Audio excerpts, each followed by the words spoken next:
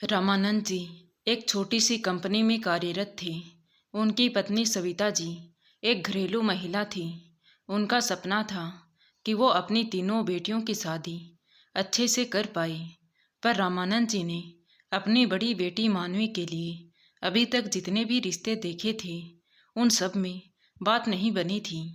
कोई लड़के वाले मानवी के रंग की वजह से उसे मना कर जाते या फिर दहेज की वजह से बात नहीं बन पाती, क्योंकि रामानंद जी एक मध्यम वर्गीय परिवार से थे। आज के समय एक लड़की की शादी करने में बहुत मुश्किलें आती हैं और सबसे बड़ी मुश्किल होती है लड़के वालों की मांग पूरी करना, मतलब दहेज देना।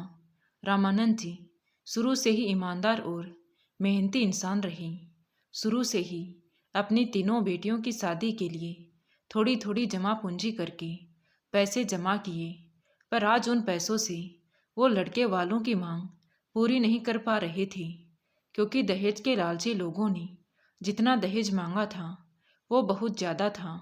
आज भी एक लड़के वाले मानवी को देखने आने वाले थे। ये रिश्ता मानवी की चाची ने बताया था। घर के सभी लोग मेहमानों की खातिरदारी की व्यवस्था में लगे हुए थे। तभी घर की डोर बेल बजी। लगता है लड़के वाले आ गए हैं, कहते हुए रामानंद जी ने जाकर दरवाज़ा खोला तो सामने लड़के वाले खड़े थे। हाथ जोड़ते हुए रामानंद जी ने उन्हें अंदर आने के लिए कहा। सब लोग उनके स्वागत की तैयारी में जुट गए। थोड़ी देर बाद सविता जी अपनी बड़ी बेटी मानवी को लेकर नीचे आ गई तो रामानंद जी बोले, ये लीजिए साहब, आ गई हमारी मन्नू बिटिया। वैसे तो इसका नाम मानवी है, पर प्यार से हम इसको मन्नू बुलाते हैं। तो लड़के की माँ और भाभी मानवी से सवाल करने लगी, उसकी पढ़ाई और खाना वगैरह के बारे में पूछने लगी। तभी लड़के के पिता महेश जी ने अपने बेटे मोहित से कहा, बेटा मोहित, तुम देख लो, अगर तुम्हें मानवी पसंद है तो आगे बात बढ़ाते हैं। तो मोहित ने एक नज़र मानवी की तरफ देखा और हाँ में सिर हिला दिया। तभी महेश जी बोले, भाई साहब, हमें तो आपकी बेटी पसंद है। अगर आप एक बार मानवी से पूछ लेते तो अच्छा होता। फिर रामानंद जी सविता जी से इशारे में पूछते हैं तो सविता जी मानवी से पूछकर उन्हें हाँ बोल दिया, जिसे सुनकर लड़के के पिता महेश जी बहुत खुश हो गए। तभी लड़के की भाभी अपनी सास कावेरी जी के कान में कहने लगी, माँ, ये तो सांवली है, पापा ऐसे कैसे हाँ बोल सकते हैं, आप कुछ करिए। तो कावेरी जी बोली, तुम चुप रहो बहू, तुम्हें दिख नहीं रहा ये इनकी सबसे बड़ी बेटी है और पहली शादी है, तो बाप अच्छा ही दहेज देगा। और लड़की भी इतनी बुरी थोड़ी है, रंग ही तो सांवला है। कावेरी जी की बातें सुनकर उनकी बड़ी बहू रवीना चुप हो गई। उसे समझ आ गया कि अब उसकी सास भारी भरकम दहेज की मांग करने वाली है। सबकी हाँ हो जाने के बाद सविता जी मानवी को लेकर ऊपर चली गई और मोहित को अपने काम से कहीं जाना था तो वो भी वहाँ से चला गया। तभी रामानंद जी ने महेश जी से कहा, हाँ तो भाई साहब, आगे की बात करें। तो महेश जी बोले, हाँ हाँ, क्यों नहीं भाई साहब, मैंने तो सोचा है शायद रोका भी आज ही कर लेते हैं। तभी कावेरी जी बीच में ही बोल पड़ी, ऐसे कैसे रोका कर लेंगे, अभी तो कुछ लेने देने की बात तो हुई ही नहीं है। फिर रामानंद जी की ओर देखते हुए बोली, देखिए भाई साहब, आपको तो पता ही है कि आजकल अच्छे लड़के मिल नहीं रहे हैं, और मिल भी रहे हैं तो कुछ देना भी पड़ता है। देखिए, मेरा बेटा एक तो इंटरनेशनल कंपनी में सीए है और एकदम खरा सोना है, तो उस हिसाब से आपको देना भी पड़ेगा। वैसे तो आजकल सभी अपनी बेटी को अच्छा ही देते हैं, ज़्यादा कुछ नहीं, बस आप भी 10 लाख की कार और 11 लाख कैश दे दीजिएगा। वैसे तो ज़्यादा नहीं है, मेरे भाई ने तो अपनी लड़की की शादी में पूरे 50 लाख लगाए थे, और वैसे भी आपकी लड़की का रंग सांवला भी है, समझ रहे हैं ना आप। कावेरी जी की मांग सुनकर रामानंद जी और सविता जी एक दूसरे की तरफ देखने लगी, बल्कि महेश जी और उनकी बड़ी बहू चुपचाप बैठे रहे, क्योंकि घर में कावेरी जी की ही चलती थी। तभी रामानंद जी ने हाथ जोड़ते हुए कहा, बहन जी, हमें थोड़ा वक्त चाहिए। तो कावेरी जी ने कहा, ठीक है भाई साहब, 2 दिन बाद हमें बता दीजिएगा, क्योंकि हमारे लड़के के लिए बहुत रिश्ते आ रहे हैं। क्योंकि अगर आप नहीं तो कोई और सही। इतना कहकर वो सब लोग वहाँ से चले गए। घर में शांति छा गई। रामानंद जी चुपचाप अपनी कुर्सी पर बैठ गए। तभी मानवी की चाची ने कहा, देखिए भाई साहब, अगर अच्छा लड़का देखेंगे तो दहेज तो देना ही पड़ेगा। और लड़के में कमी ही क्या है? अच्छा खासा कमाता है, अच्छी खासी नौकरी है, अच्छा घर है। ऐसे रिश्ते बार बार नहीं आते। और वैसे भी हमारी मानवी सांवली है, फिर भी वे लोग शादी करना चाहते हैं। मैं तो बस इतना कहूँगी कि शायद आपको ऐसा रिश्ता दोबारा ना मिले। एक बार सोच लीजिए। अब मैं चलती हूँ, बच्चों के स्कूल से आने का टाइम हो गया है, उनके लिए खाना भी बनाना है। कविता की बातें सुनकर रामानंद जी गहरी चिंता में डूब गई। तभी पीछे से सविता जी ने उनके कंधे पर हाथ रखते हुए कहा, सुनिए जी, चिंता मत करिए, भोलेनाथ की कृपा से सब अच्छा होगा। तो रामानंद जी बोले, कैसे चिंता ना करें सविता, एक तरफ से देखे तो कविता की बात भी सही है। बहुत से रिश्ते देख लिए, पर सब जगह से पैसों के लिए बात बिगड़ जाती है। लोग तरह तरह की बातें करते हैं। तो सविता जी बोली, क्यों ना हम वो लखनऊ वाली ज़मीन बेच दें। ज़्यादा नहीं तो 20 लाख का इंतजाम तो उससे हो जाएगा। और कुछ हमने जमा कर रखा है, हमारी मानिए तो हाँ कर दीजिए। तो रामानंद जी बोले, अगर लखनऊ वाली ज़मीन बेचेंगे तो हमारे पास बस ये घर रह जाएगा। और कुछ सालों बाद सीमा और रचना की भी शादी करनी है, तो फिर उनकी शादी कहाँ से करेंगे। तो सविता जी बोली, अरे उनकी शादी जब करेंगे तब देखा जाएगा, पर अभी हमें मानवी के बारे में सोचना है। मानवी की चाची ने सही कहा, लड़का एकदम सही है, घर भी सही है, ऐसा रिश्ता बार बार नहीं मिलता, इसीलिए आप ये रिश्ता पक्का कर दें। सविता की बात सुनकर रामानंद जी बोले, चलो अगर हमने शादी के लिए हाँ कर भी दी तो तुम्हें क्या लगता है हमारी मन्नू मान जाएगी? अरे जब उसे पता चलेगा कि हमने उसकी शादी के लिए लखनऊ वाली ज़मीन बेच दी है तो वो कभी शादी नहीं करेगी। अरे तो हम उसको बताएंगे नहीं ना कि हमने ज़मीन बेच दी, सविता जी ने कहा। तो रामानंद जी बोले, चलो अगर तुम अभी नहीं बताती हो और उसकी शादी भी कर देती हो और उसे बाद में पता चला तो फिर वो कभी खुश नहीं रह पाएगी। वो हमेशा यही सोचती रहेगी कि हमने उसके लिए ज़मीन भी बेच दी और कर्जा भी कर लिया। तो सविता जी बोली, शादी हो जाने के बाद हम मन्नू को समझा देंगे, पर आप सोचिए अगर मन्नू की शादी उस घर में हो गई तो वो कितनी सुख पाएगी। तो रामानंद जी बोले, ये बात तो सही है तुम्हारी, तो हम उन लोगों को हाँ कर देते हैं। तुम कविता को फ़ोन करके हाँ बोल दो, वो लड़के वाले से बात कर लेगी। तो सविता जी ने जल्दी से अपनी देवरानी कविता के पास फ़ोन किया कि मानवी के पापा इस रिश्ते के लिए मान गए हैं, तो तुम भी उन लोगों से बात करके उनको हाँ बोल देना। तो कविता भी बहुत खुश हो गई। अब दोनों परिवार शादी के लिए राजी हो गए। कुछ दिन बाद सगाई हो गई और 1 महीने बाद का शादी का मुहूर्त निकला। पर इस बीच मानवी और मोहित को दहेज के बारे में कुछ पता नहीं चला। दोनों घरों में बहुत धूमधाम से शादी की तैयारियां होनी शुरू हो गई। शादी वाले दिन वेडिंग प्लेस को देखकर रामानंद जी के आंखों में नमी आ गई। तो सविता जी भी आंखों में नमी लिए मुस्कुराकर बोली, क्यों जी इतनी जल्दी रोने लग गई? अभी तो बिटिया का कन्यादान करना है, उसे विदा करना है। अभी से हिम्मत हार जाएंगे तो आगे क्या करेंगे? संभालना होगा अपने आप को। और ये तो आज खुशी का दिन है कि आज हमारी बिटिया दुल्हन बनने वाली है। तो रामानंद जी बोले, सही कहा आपने सविता, पर क्या करें, बेटी के पिता है ना। आज ये सब देखकर ऐसा लग रहा है जैसे ये सब हमें चिढ़ा रहे हों कि आज हमारी बेटी पराई हो जाएगी। देखो ना, अभी कितनी छोटी सी थी हमारी मन्नू, हमारी गोद में बैठकर जिद किया करती थी और आज इतनी बड़ी हो गई कि उसकी शादी है और वो हमें छोड़कर चली जाएगी। तो सविता जी बोली, ये तो सही कहा आपने, बच्चे कब बड़े हो जाएं पता ही नहीं चलता, और ख़ासकर बेटियां जो दिल का टुकड़ा होती हैं। पर यह तो विधि का विधान है जी, सबको एक ना एक दिन अपने घर जाना ही पड़ता है। हमें खुश होना चाहिए कि मन्नू आज अपनी ज़िंदगी की नई शुरुआत करने वाली है, एक नई जिंदगी में कदम रखने वाली है। अब आप दुखी मत होइए, चलिए तैयारियां देखिए, समधी जी आने वाले हैं।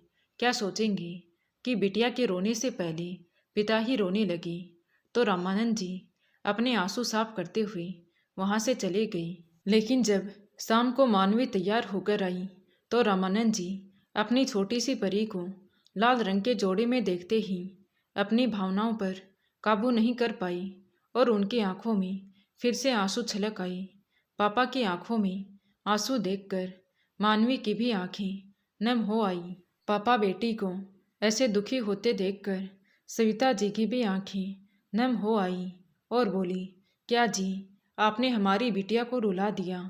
मन्नू रोते नहीं बेटा, अभी शादी है ना, देखो सारा मेकअप खराब हो जाएगा। चलो चुप हो जाओ, और एक काप भी ना, अब चुप हो जाइए। रामानंद जी अपने आप को रोक नहीं पाए और वहाँ से बाहर चले गए, क्योंकि बारात आने का समय हो गया था। थोड़ी देर में बारात भी आ गई और खूब धूमधाम से वेडिंग प्लेस तक पहुँच गई। सब लोगों ने बारात का खूब आदर सम्मान किया। तभी लड़के की माँ कावेरी जी रामानंद जी के पास आई और बोली, भाई साहब आपको याद है ना, हमने क्या कहा था कि पहले पैसे हमारे पास आ जाएंगे फिर ही शादी की रस्में शुरू होंगी। तो रामानंद जी बोले, जी बहन जी हमें याद है, सविता जी चाहिए और अलमारी से पैसे निकाल कर ले आइए। जी हम अभी लेकर आते हैं। सविता जी अपने रूम में जाकर अलमारी खोलने लगी, लेकिन जैसे ही उसने अपनी अलमारी खोली तो हैरान रह गई, क्योंकि उसमें से पैसे गायब थे। हे भोलेनाथ, हमने तो पैसे यहीं रखे थे, कहाँ गए पैसे? अब क्या होगा? हम क्या जवाब देंगे इनके पिताजी को? अगर पैसे नहीं मिले तो मन्नू की शादी भी नहीं होगी। पर नहीं, ये नहीं हो सकता, हमें कुछ करना पड़ेगा।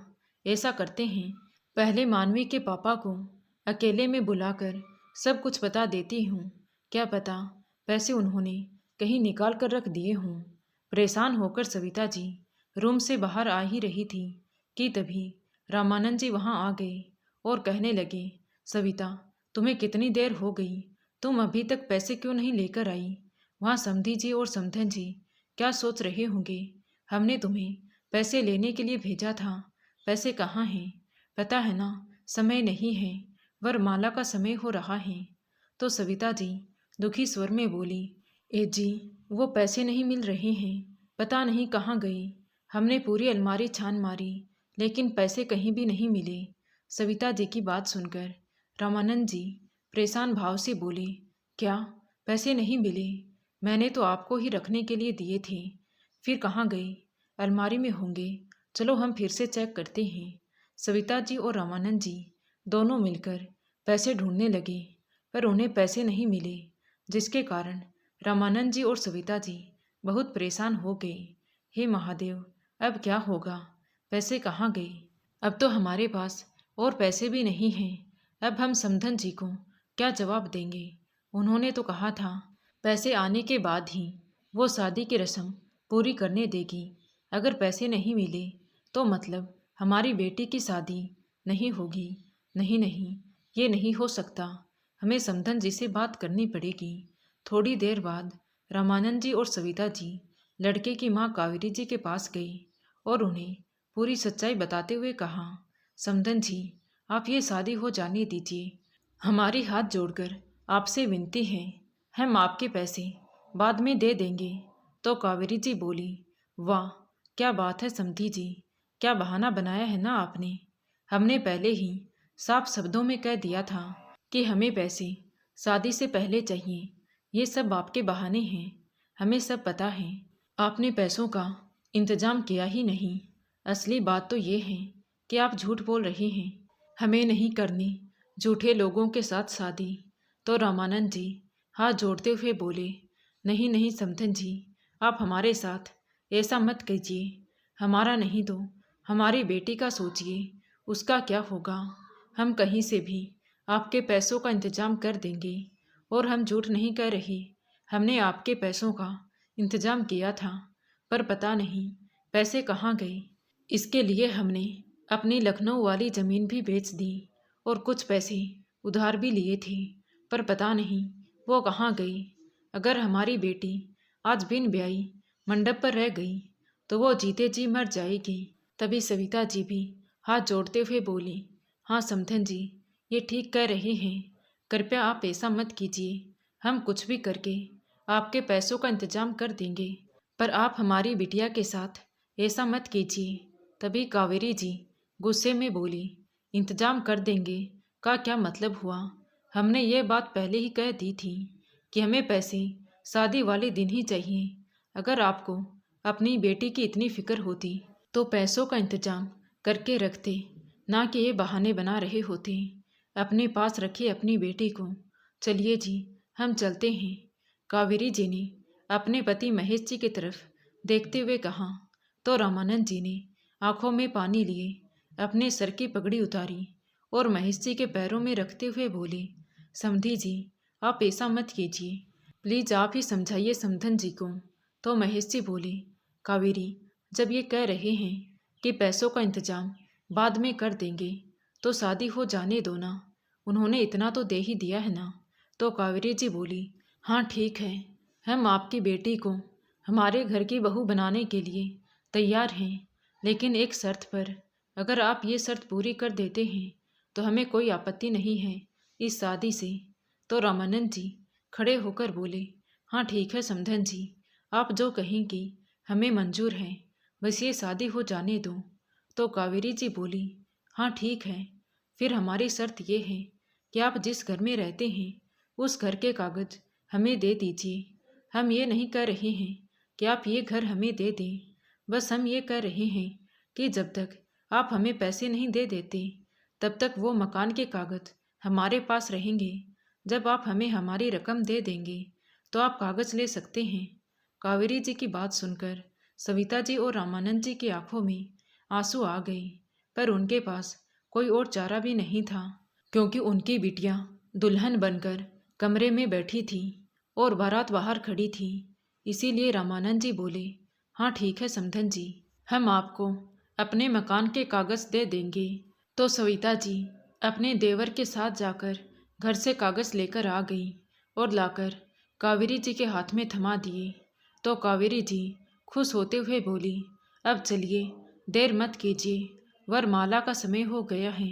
उधर मानवी की छोटी बहन रचना ने उनकी ये सारी बातें सुन ली थी और उसने जाकर अपनी बहन मानवी को बता दिया, जिसे सुनते ही मानवी कमरे में घुसकर जोर जोर से रोने लगी और चिल्लाने लगी, क्यों पापा, क्यों आपने हमसे इतना बड़ा सच छुपाया, इतना कुछ अकेले ही सहते रहे।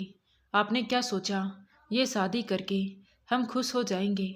नहीं पापा, बिल्कुल नहीं।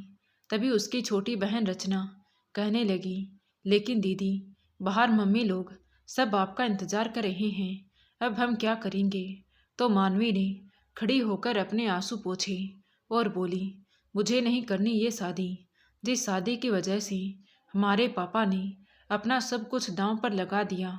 नहीं करनी हमें ऐसी शादी। दोनों बहनें ये बातें कर ही रही थी कि तभी दरवाजे के खटखटाने की आवाज़ आई।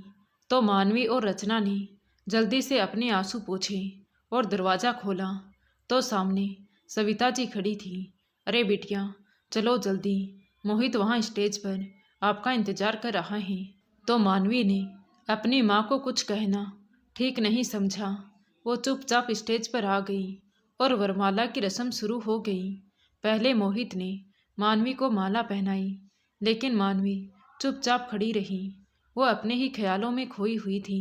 तो सविता जी ने पास आकर कहा, मन्नू बेटा क्या हुआ, माला डालो, मोहित कब से तुम्हारा इंतजार कर रहा है। तभी मानवी ने माला डालने के लिए अपने हाथ आगे बढ़ाई, लेकिन बीच में ही रुक गई और स्टेज से नीचे उतरकर अपने पापा के सामने जाकर खड़ी हो गई तो सब उसको देखकर हैरान हो गई। तभी रामानंद जी बोले, मन्नू बेटा, क्या हुआ? हमें पता है तुम्हें बुरा लग रहा है, पर पहले जाओ रस्म पूरी करो बेटा। तभी मानवी अपनी आंखों में आंसू लिए हुए बोली, नहीं पापा, हम ये शादी नहीं कर सकते। मानवी की बात सुनकर सब सदमे में आ गए। सविता जी फटाफट से स्टेज से नीचे उतरी और मानवी का हाथ पकड़कर उसे अपनी तरफ घुमाते हुए बोली, शादी नहीं करनी? मतलब ये तुम क्या बोल रही हो बेटा? चलो रस्म पूरी करो। तभी कावेरी जी की आवाज़ आई, ये क्या ड्रामा लगा रखा है? शादी नहीं करनी? अगर शादी नहीं करनी थी तो हाँ ही क्यों की? पहले ही मना कर देती। इस तरह हमारी बदनामी तो नहीं करती। मोहित जो कब से मानवी की हरकतों को चुपचाप देख रहा था, अब उसका सब्र टूट गया था। वो गुस्से से स्टेज से नीचे उतरा और मानवी से बोला, ये क्या तमाशा लगा रखा है आपने? अगर आपको शादी नहीं करनी थी तो बता देती, ये ड्रामा करने की क्या ज़रूरत थी? मानवी जो कब से मोहित की बातें सुन रही थी, उसने मोहित से कहा, हमें नहीं पता था मोहित कि आपके माँ बाप आपको बेचने के लिए आए हैं, ना कि शादी करने के लिए। मानवी की बातें सुनकर मोहित ने गुस्से में कहा, बस मानवी, बहुत हो गया, अब और एक शब्द नहीं। आपको पता भी है आप क्या बोल रही हैं। तो मानवी बीच में ही बोली, हाँ मुझे पता है कि मैं क्या बोल रही हूँ, पर शायद आपको नहीं पता अपने माँ बाप की करतूतें, या फिर सब कुछ पता होते हुए भी आप मासूम बनने की कोशिश कर रही हैं। तुम कहना क्या चाह रही हो हमें कुछ समझ नहीं आ रहा। और अब दोबारा अगर तुमने मेरे माँ बाप के खिलाफ कुछ भी बोला तो मुझसे बुरा कोई नहीं होगा। तभी रामानंद जी बोले, मन्नू, ये सब क्या है बेटा, और तुम क्या बोल रही हो? हमारे संस्कार तो ऐसे नहीं थे कि बड़ों से ऐसे बातें करें। आज हमारा मान सम्मान तुम्हारे लिए कुछ भी नहीं है। अगर तुम्हें हमारे मान सम्मान की थोड़ी भी चिंता है तो चुपचाप ऊपर जाओ और शांति से शादी करो। रामानंद जी ने मानवी को समझाते हुए कहा और मोहित के आगे हाथ जोड़ते हुए बोले, हमें माफ़ करना बेटा, पता नहीं क्या हो गया इसे, इसके तरफ से हम आपसे माफ़ी मांगते हैं। फिर कावेरी जी की तरफ हाथ जोड़ते हुए बोले, माफ़ कीजिएगा समधन जी। तभी कावेरी जी बोली, अब आप चाहे माफ़ी मांगे या पैर पड़े, पर अब हम ये शादी नहीं करेंगे। लड़की शादी से पहले ही ऐसी है तो बाद में क्या करेगी? वो तो अच्छा है कि आज हमें इसकी असलियत पता चल गई, नहीं तो पता नहीं हमारे बेटे का क्या होता। इतनी बेशरम और बेहुदा लड़की है आपकी, एक तो सांवली, ऊपर से इतने नखरे। फिर कावेरी जी मानवी की तरफ देखते हुए बोली, अरे शुक्र मनाओ तुम कि तुम्हारी शादी हमारे बेटे से हो रही है, नहीं तो तुम जैसी काली कलूटी को कोई अपनाए भी ना। तभी मानवी ने चिल्लाते हुए कहा, क्या कहा आंटी जी आपने कि बेशरम और बेहुदा लड़की हूँ मैं? तो आप जैसे लालची लोगों को क्या कहेंगे लोग? और क्या कहा आपने, हम सावले हैं तो हमसे कोई शादी नहीं करेगा। अगर आप हम पर एहसान कर रही हैं शादी करके, तो मेरी बात कान खोलकर सुन लीजिए, नहीं करनी हमें ये शादी जिसकी वजह से मेरे पापा को अपना मान सम्मान खोना पड़े। हमारा रंग भले ही सांवला है, पर आपकी तरह काले दिल के नहीं हैं हम। अरे शर्म आनी चाहिए आपको, एक बाप की मजबूरी का खूब फायदा उठाया आपने। अरे खुद औरत होते हुए दूसरे की बेटी के बारे में नहीं सोचा। मानवी की बातें सुनकर कावेरी जी एकदम से चुप हो गई। तभी मोहित कावेरी जी के पास आया और बोला, माँ आप चुप कैसे हैं? कुछ बोलती क्यों नहीं? ये क्या बोल रही है मानवी? अरे ये क्या बताएंगी आपको? मैं आपको बताती हूँ कि आपकी माँ मुझ पर तरस खाकर मेरी शादी आपसे करा रही थी। कितने बड़े दिल की है ना आपकी माँ, पर यह सब तो बस एक ड्रामा था। अरे ये तो किसी भी गरीब की बेटी से शादी नहीं करना चाहती थी, बल्कि उसकी मजबूरी का फ़ायदा उठाकर उससे अच्छी खासी रकम हासिल करना चाहती थी। दहेज मांगा था आपकी माँ ने, जिसकी वजह से मेरे पिता ने अपनी प्रॉपर्टी भी बेच दी। मानवी की बातें सुनकर सबके चेहरे के भाव बदल गए। शादी में आए लोग आपस में बातें करने लगे और कहने लगे, अरे दहेज मांगा तो कौन सी गलती कर दी, आजकल तो सभी देते हैं, खाली तुमसे ही थोड़ी इकलौता मांगा था। अरे अगर दे ही नहीं सकते थे और औकात ही नहीं थी तो इतने बड़े घर में रिश्ता देखा ही क्यों, फिर अपनी औकात में रहकर देखना था ना। ये तो वही बात हो गई कि भाई चादर छोटी सी और पैर दूर तक फैलाने हैं, तो ऐसा तो हो नहीं सकता। तभी दूसरी औरत बोली, हाँ हाँ बहन जी, सही कहा आपने, ये तो समाज का ही नियम है ना, दहेज देना। तो इन्होंने कौन सा पाप किया है, ये लड़की तो बस बिना बात का तमाशा बना रही है। ये तो बस एक रिवाज है जो हर किसी को निभाना पड़ता है और सालों से लोग निभा भी रहे हैं। तभी मानवी, जो कब से दूसरों की बातें सुन रही थी, अपने कानों पर हाथ रखकर जोर से चिल्लाई, बस बस, बहुत बोल लिया आप लोगों ने, अब एक शब्द और नहीं। और क्या कहा आप लोगों ने कि क्या गलत किया था इन्होंने दहेज मांगकर? इन्होंने कोई गलती नहीं की। सही कहा आप लोगों ने, गलती इन लोगों की नहीं, बल्कि गलती तो मेरे पापा की है कि वो एक बेटी के बाप हैं और वो आपके समाज का हिस्सा हैं। अरे शर्म आनी चाहिए आप लोगों को, आप जैसे लोगों की वजह से ही ये समाज बदनाम है। और क्या कहा आपने कि ये दहेज लेना रिवाज है? अरे ये रिवाज नहीं है, दहेज हर बाप की मजबूरी है। अरे एक बाप अपनी बेटी को बचपन से पालता है, उसे पढ़ाता है, लिखाता है, उसकी हर छोटी से बड़ी जिद पूरी करता है।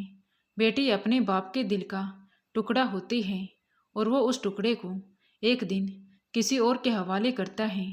पर आप जैसे लोग ये नहीं पूछते कि उस पिता पर क्या गुजरी होगी जब उसने अपने दिल का टुकड़ा किसी और को सौंप दिया।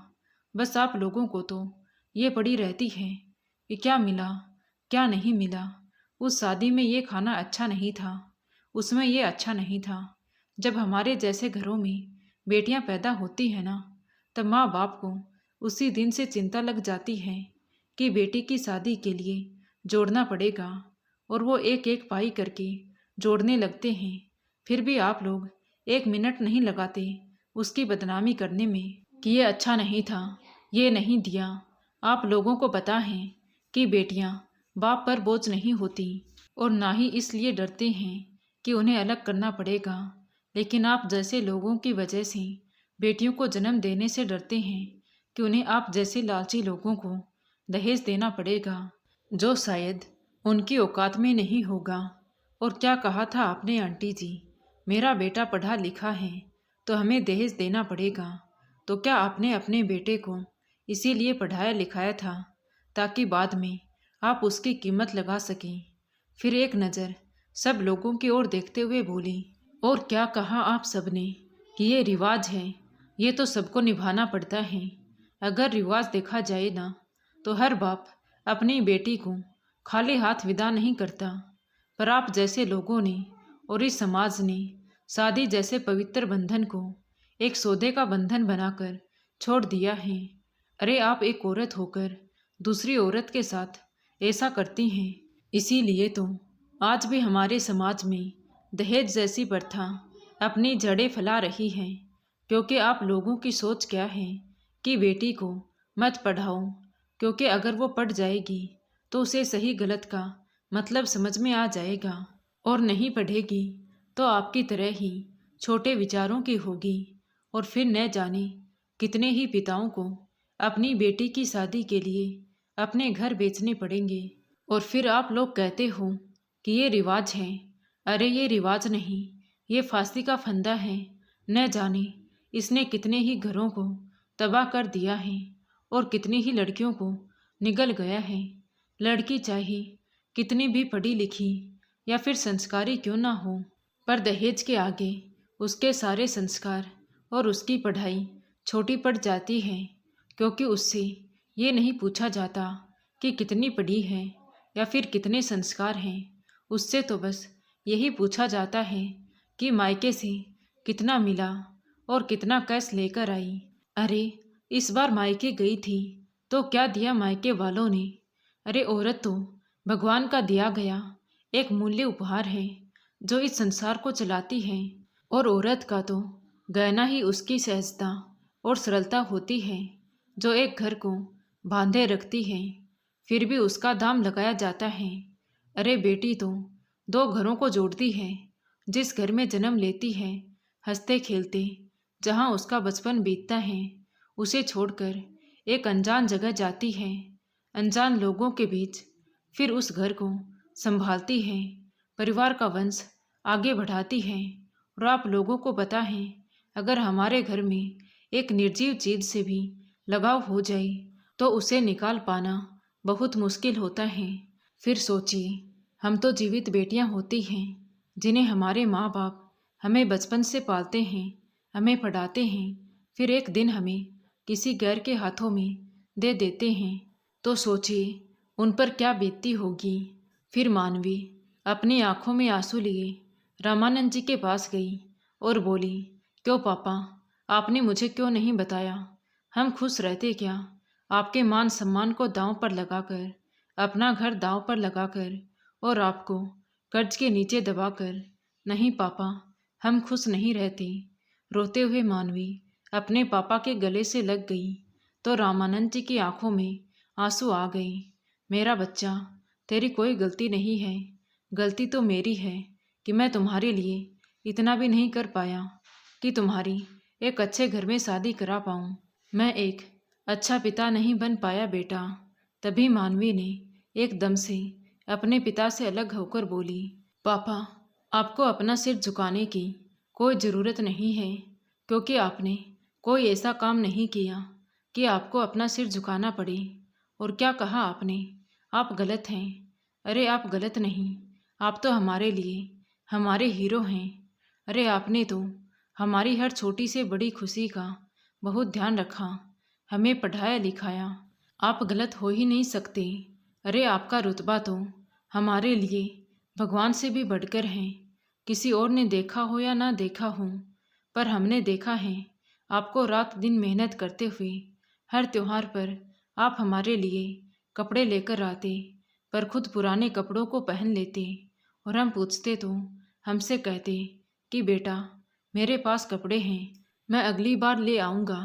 अगर हमारा कुछ खाने का मन होता तो एक बार कहने पर लाकर रख देते और अपना मन मार के हमारी शादी के लिए दहेज इकट्ठा करते थे।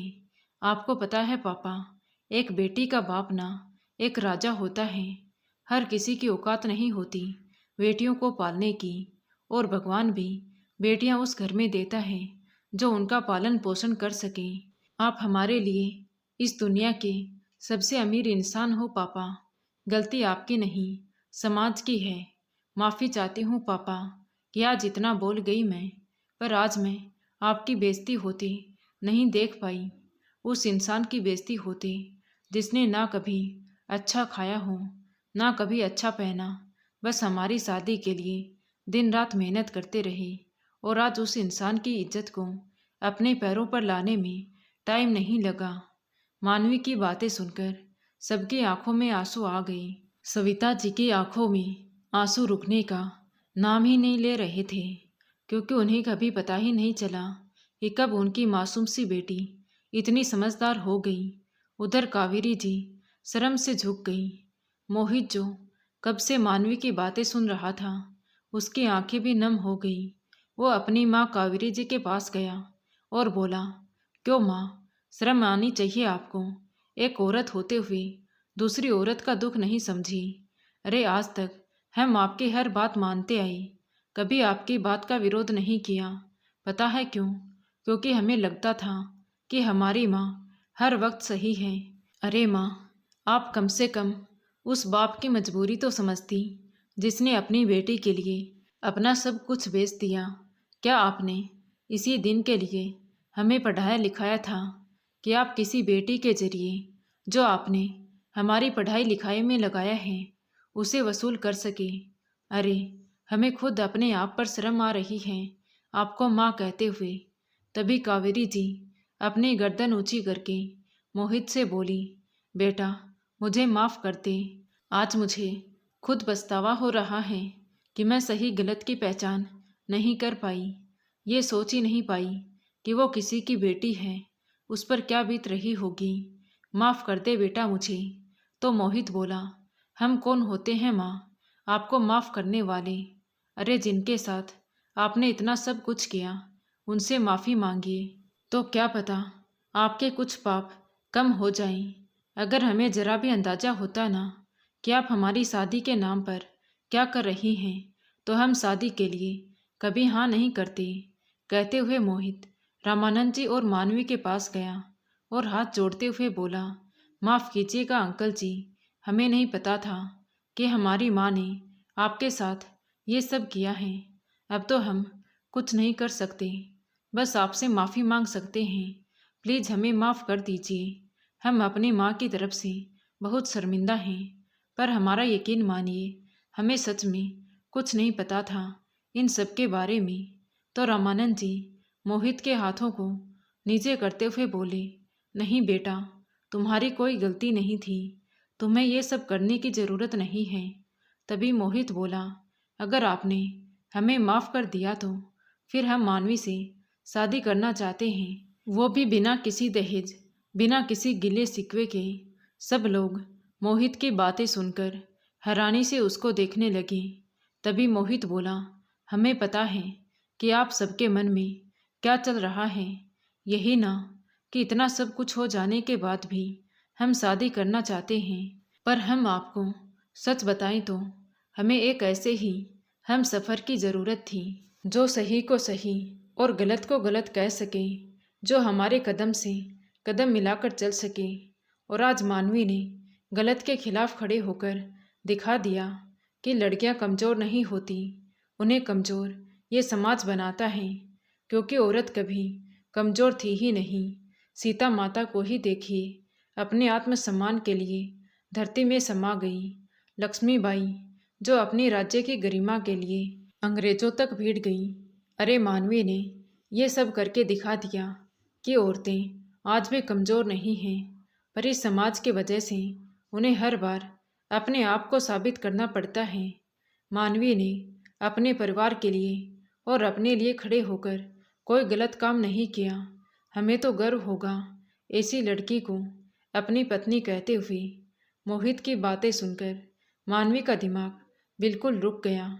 उसे कुछ समझ नहीं आ रहा था, क्योंकि उसको तो लग रहा था कि इतना सब कुछ हो जाने के बाद शायद ही उसे कोई अपनाएगा, क्योंकि हमारा समाज ही कुछ ऐसा है जिसने हमारी मानसिकता को एक सीमा तक बांध दिया है कि हम ये करेंगे तो वो क्या कहेंगे। बस यहाँ तक कि हमारी सोच सीमित रह गई है। मानवी एक नज़र मोहित को देखते हुए अपना सिर ऊपर उठाकर एक नज़र रामानंद जी की तरफ देखा, तो रामानंद जी ने अपना सर हाँ में हिला दिया। तो मानवी ने भी खुश होकर मोहित को हाँ बोल दिया और हाथ जोड़ते हुए कहने लगी, मुझे भी माफ़ कर दीजिए मोहित, मैंने आपके परिवार के बारे में इतना कुछ बोल दिया, पर हम भी क्या करते, अपने पापा की बेइज्जती नहीं देख सकते थे ना। तो मोहित बोला, मानवी, आपने कुछ गलत नहीं कहा, सिर्फ आपने गलत को गलत और सही को सही कहा है। जो अब तक कावेरी जी शर्मिंदगी से अपना सिर नीचे झुकाए खड़ी थी, वो मानवी के पास आकर बोली, किस मुँह से तुमसे माफ़ी मांगूं बेटा, मुझे समझ नहीं आ रहा कितना गलत किया मैंने तुम्हारे साथ, पर फिर भी तुमने हमारे बारे में इतना सोचा। शर्म आती है हमें अपने आप पर, अपनी सोच पर। हम तुम्हारी माफ़ी के काबिल नहीं हैं बेटा। कहते हुए कावेरी जी रोने लगी। तो मानवी ने कहा, नहीं माँ जी, आप हमसे माफ़ी मत मांगिए, आप बड़ी हैं हमसे। अगर बच्चों से गलती होती है तो बड़े उन्हें माफ़ करते हैं ना, तो फिर हम बच्चों का भी फ़र्ज़ बनता है कि अगर हमारे बड़ों से गलती हो जाए तो उन्हें समझाने का। इसीलिए आप हमसे माफ़ी मत मांगिए। हम चाहते हैं कि हम अपनी ज़िंदगी की नई शुरुआत सबके साथ करें। हम सबके दिल से गिले शिकवे दूर करना चाहते हैं। तो क्या आप हमें माफ़ करेंगी माँ जी? मानवी की बातें सुनकर कावेरी जी ने उसे अपने गले से लगा लिया और बोली, हम तो धन्य हो गए बेटा, तुम्हारी जैसी बहू पाकर। आज से तुम हमारी बहू नहीं, बेटी हो। तभी पीछे से महेश जी की आवाज़ आई, अरे बहू या बेटी तो तब बनाओगे ना जब शादी होने दोगी। अभी शादी का मुहूर्त निकला जा रहा है और आप इसे छोड़ ही नहीं रही हो। तो सब लोग खिलखिलाकर हंसने लगे। इधर रामानंद जी और सविता जी भी खुशी से फूली नहीं समा रहे थे। आज उन्हें अपनी बेटी पर बहुत गर्व महसूस हो रहा था। उन्होंने खुशी खुशी अपनी बेटी की शादी करके उसे विदा किया। तो दोस्तों, आपको ये कहानी कैसी लगी कमेंट करके ज़रूर बताएं। कहानी अच्छी लगी हो तो प्लीज़ वीडियो को लाइक करें, शेयर करें और हमारे चैनल कहानी विद देवांशी को सब्सक्राइब ज़रूर करें। Thank you.